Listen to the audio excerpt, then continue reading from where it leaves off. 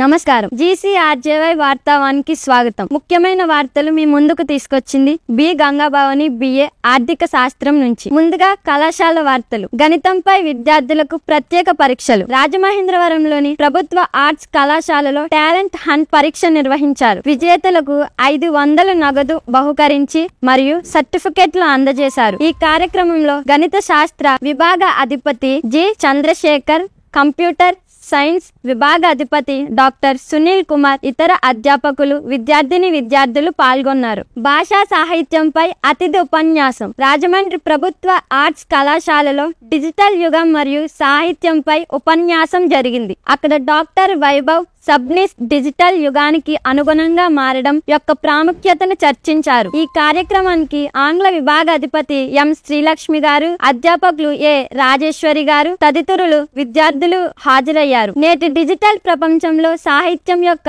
ఔచిత్యాన్ని highlight చేశారు. అంతర్జాతీయ వార్తలు. జపాన్ లో భారీ తుఫాన్ దాటికి జనజీవనం అస్తవ్యస్తం అయ్యింది. జపాన్ దేశంలో తలిన్ తుఫాన్ భారీ వర్షాలతో దాటించి టోక్యో, ఒసాకా, కియోతో వంటి ప్రధాన నగరాల్లో భారీ ప్రభావం చూపింది. ఈ తుఫానుతో దాదాపు 2 లక్షల మందికి పైగా ప్రజలను తాత్కాలిక శరణాలయాలకు తరలించారు. చైనాలో తొలి AI మంత్రిని ప్రకటించిన ప్రభుత్వ నిర్ణయం సంచలనంగా మారింది. చైనా ప్రభుత్వం సాంకేతిక రంగంలో మరో విప్లవాత్మక అడుగు వేసింది. అక్కడ డిజిటల్ టెక్నాలజీ మంత్రిత్వ శాఖలో ఒక AI బెస్ట్ వర్చువల్ మంత్రిని AI మినిస్టర్ నియమించింది. జాతీయ వార్తలు. అత్యాధునిక కార్యాలయ సముదాయ భవనం కర్తవ్య భవనంను ప్రధానమంత్రి నరేంద్ర మోదీ గారు ఈ రోజు న్యూఢిల్లీలో ప్రారంభిస్తారు. MS స్వామినాథన్ శతాబ్ది వ్యవసాయ అంతర్జాతీయ సదస్సును మోదీ గారు రేపు ప్రారంభిస్తారు. దేశంలో 2 లక్షల బహుళార్థ సహకార సంఘాలు ఏర్పాటు చేయాలన్న లక్ష్యంలో భాగంగా ఇప్పటికే 35,000 కొత్త సహకార సంఘాలు ఏర్పడినట్లు కేంద్ర సహకార శాఖ మంత్రి